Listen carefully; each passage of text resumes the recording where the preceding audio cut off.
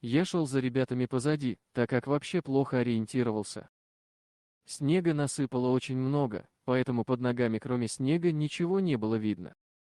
И тут я почувствовал, что одна моя нога провалилась, и я не могу ее вытащить самостоятельно. Пока я пробовал как-то себе помочь, мои друзья уже ушли вперед. Стая волков не прошла мимо меня во время вьюги, когда я нуждался в помощи. Они согрели меня и вывели из леса. Я начал им кричать, но они меня не слышали из-за сильной вьюги. Уже через несколько минут мне стало очень страшно, я понимал, что мои друзья уже далеко, и кричать им было бесполезно.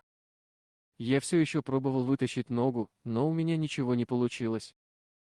Мне становилось холодно, от мороза и снега я уже не мог сидеть, и я упал. Мои руки меня не слушались, мне казалось, что я замерз насквозь.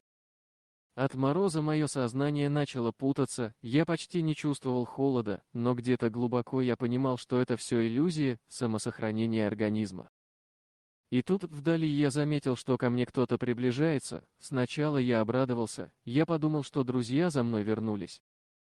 Но как только до меня им оставалось около метра, я понял, что это не они, это были волки. Один волк сел недалеко от меня, и у меня началась паника, я снова пытался вытащить ногу, я не знал, что мне делать, я начал кричать на них, но они не уходили. Я про себя решил, что это все. И тут первый волк встал и начал идти ко мне, за ним пошли еще несколько волков. Я посмотрел волку в глаза и оцепенел. Я боялся пошевелиться. Я лег на снег и спрятал свою голову в руки. И тут я почувствовал, как на меня лег один волк, потом второй и за ним все остальные. С каждой секундой мне становилось теплее, через мгновение я поднял голову, все волки лежали на мне. В их глазах не было злобы, и я понял, что они мне помогают выжить в эту непогоду. Я перестал их бояться, и у меня к ним появилось очень сильное уважение и благодарность. Через несколько часов вьюга закончилась, я полностью согрелся. Волки встали с меня, но они никуда не уходили. Первый волк подошел к моей ноге и начал копать снег. Тогда я увидел, что моя нога застряла между корнями деревьев. Стая волков не прошла мимо меня во время вьюги, когда я нуждался в помощи, они согрели меня и вывели из леса. Я начал пробовать высунуть ногу, и у меня получилось. Из-за снега я не видел, что держит мою ногу, и в какую сторону мне ее двигать, чтобы вытащить. Благодаря волкам я и согрелся, они не дали мне замерзнуть в этом лесу и спасли мою ногу. Волки начали пятиться назад, и я понял, что они зовут меня за собой, ведь я совсем не знал дороги. Я последовал за ними, и они вывели меня из леса на трассу.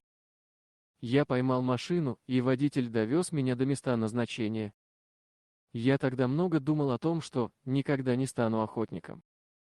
И в тот день я не охотился, а просто шел за компанию с друзьями. Если бы не волки, меня бы сейчас не было. Мне уже 60 лет, и эту историю я не устаю рассказывать своим детям и внукам. В моей семье нет ни одного охотника, а напротив, все очень любят животных и помогают им при удобном случае. Также со мной живет пес, которого я подобрал на улице, он очень предан мне, но он очень стар. А кличка у него Волк. Дорогие друзья, если вам понравилось видео, поставьте лайк, а также подписывайтесь на канал, где найдете еще много интересного.